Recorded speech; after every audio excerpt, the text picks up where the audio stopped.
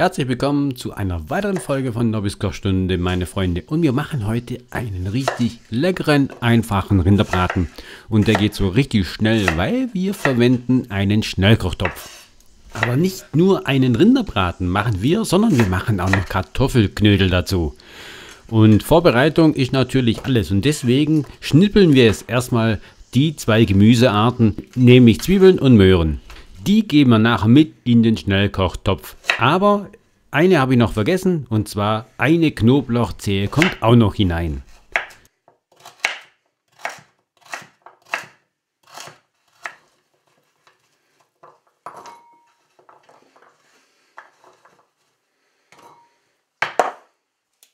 Das Schöne ist dabei, die Knoblauchzehe, die ist so richtig frisch, weil aus dem eigenen Garten.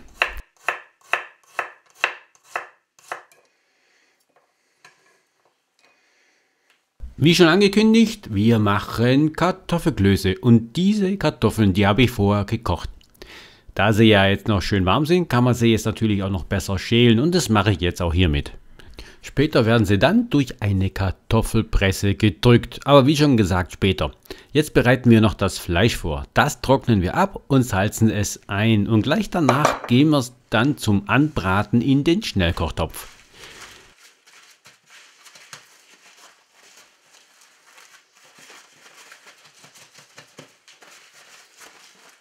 Wenn ihr euch fragt, was für ein Salz verwende ich eigentlich immer, dann ist das pakistanisches Steinsalz.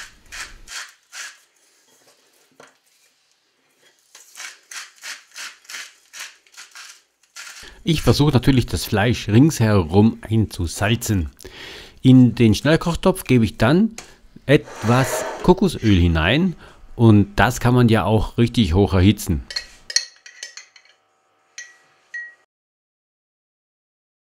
Ich werde dann den Braten ringsherum anbraten.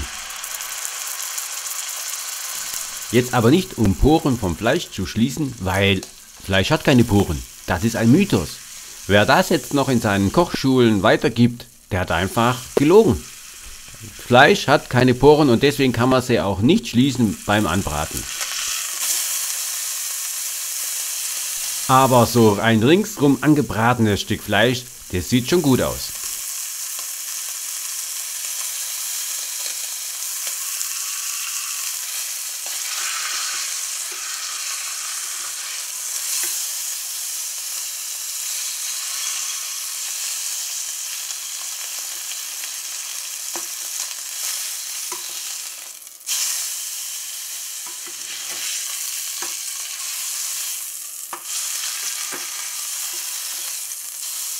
Kurz bevor wir jetzt das Fleisch wieder herausholen aus dem Topf, geben wir dann auch schon mal die Zwiebeln und die Möhren hinzu, weil die braten wir auch kräftig an.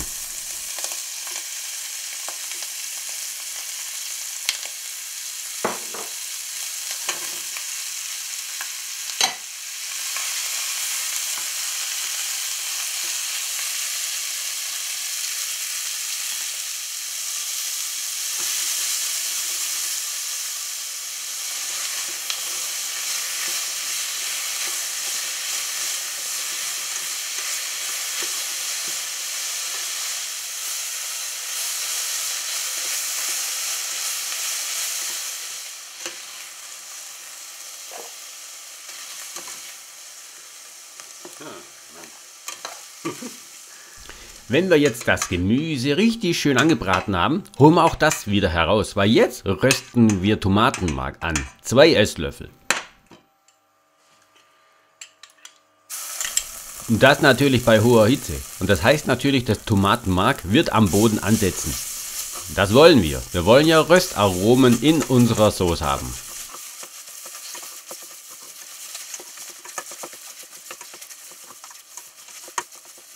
Aber keine Angst, das wird nicht lange am Boden bleiben, sondern wir werden das mit Rotwein ablöschen und den Ansatz vom Boden lösen.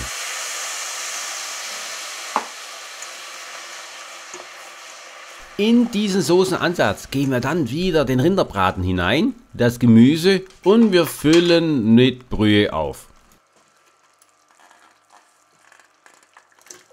Natürlich geben wir auch mal zwischendurch schon den Knoblauch hinzu.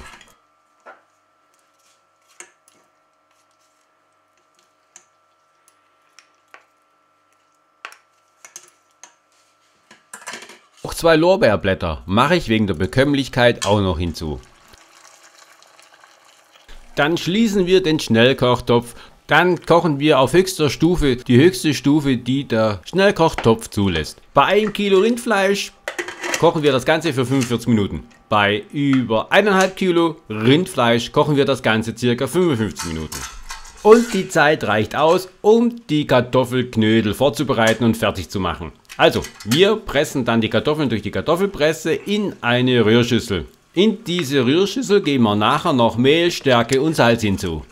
Nicht zu vergessen, noch ein ganzes Ei.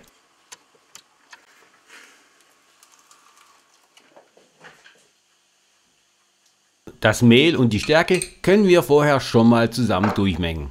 Gleich danach geben wir auch noch das Salz hinzu und rühren wieder kurz die ganze Sache durch.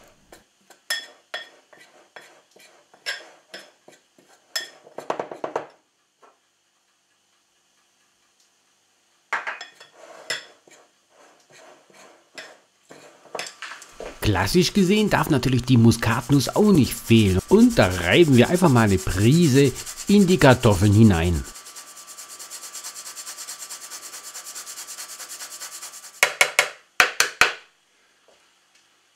Okay, dann geben wir die Mehlmischung zu den Kartoffeln hinzu, geben noch ein Ei hinein und dann ist es soweit. Dann stülpen wir uns einen Handschuh über und kneten das Ganze gut durch.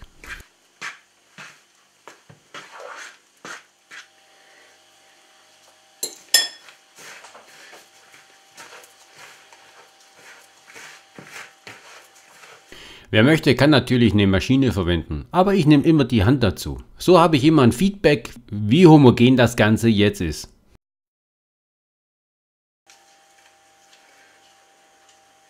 Der Rinderbraten kocht derweil immer noch im Schnellkochtopf und somit haben wir Zeit, einen Topf mit Salzwasser aufzusetzen und dort die Kartoffelklöße für 20 Minuten lang ziehen zu lassen. Aber natürlich müssen wir den Teig vorher zu Klöße formen.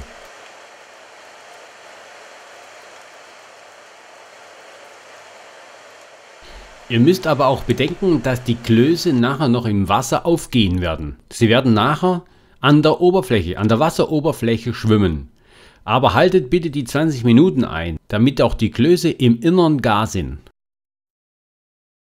Die Klöße lassen sich besser formen, wenn man ein bisschen Wasser zur Hilfe nimmt. So kleben sie nicht so stark an den Fingern oder an der Hand an. Also jetzt 20 Minuten lang durchziehen lassen und dann sind die Klöße fertig und der Rinderbraten normalerweise dann auch. Und wie ihr sehen könnt, der Schnellkochtopf kocht auf der höchsten Stufe, die möglich ist. Ich würde vorschlagen, macht einfach ein paar Klöße mehr, weil ein paar Tage später könnt ihr aus den Klößen gebratene Klöße machen. Die schmecken dann super lecker.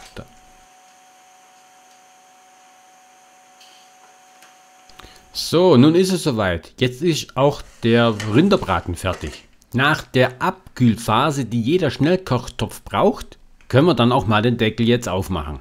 Und gleich danach auch den Rinderbraten herausholen aus dem Topf. Weil jetzt müssen wir die Soße verfeinern, indem wir zum Beispiel jetzt Pfeffer hinzugeben und die ganze Soße ja erstmal abschmecken, ob auch genügend Salz dran ist.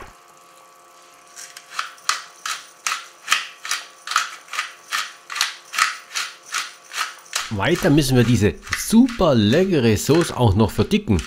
Und dann nehmen wir jetzt nicht irgendwelches Pulver, sondern wir nehmen 2 rohe Kartoffeln. Und diese rohe Kartoffeln schälen wir und reiben sie sehr fein.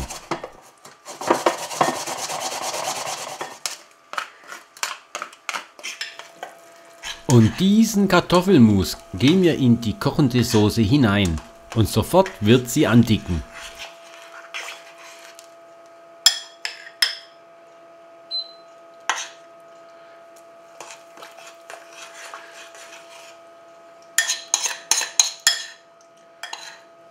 Nochmal kurz die Soße aufkochen lassen und dann ist die Soße fertig. Jetzt nochmal kurz den Rinderbraten anschneiden, ob er auch gut aussieht. Und ich glaube, der sieht richtig gut aus.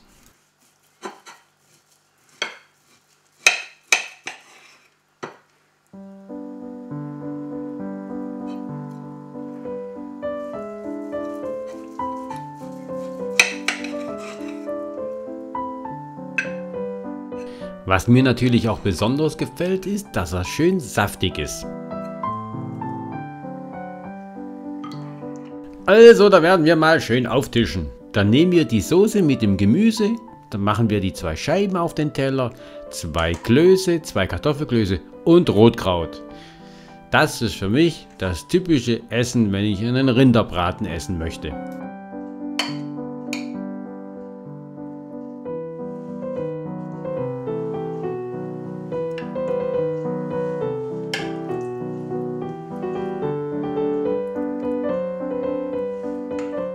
Okay, das Rotkraut habe ich euch heute nicht gezeigt, wie ich das zubereite, aber das sollte für euch ja kein Problem sein. Ich hoffe trotzdem, es hat euch gefallen und ich hoffe, ihr seid bei der nächsten Folge wieder dabei und ich sage tschüss, bis zum nächsten Mal. Bleibt gesund und bleibt am Ball.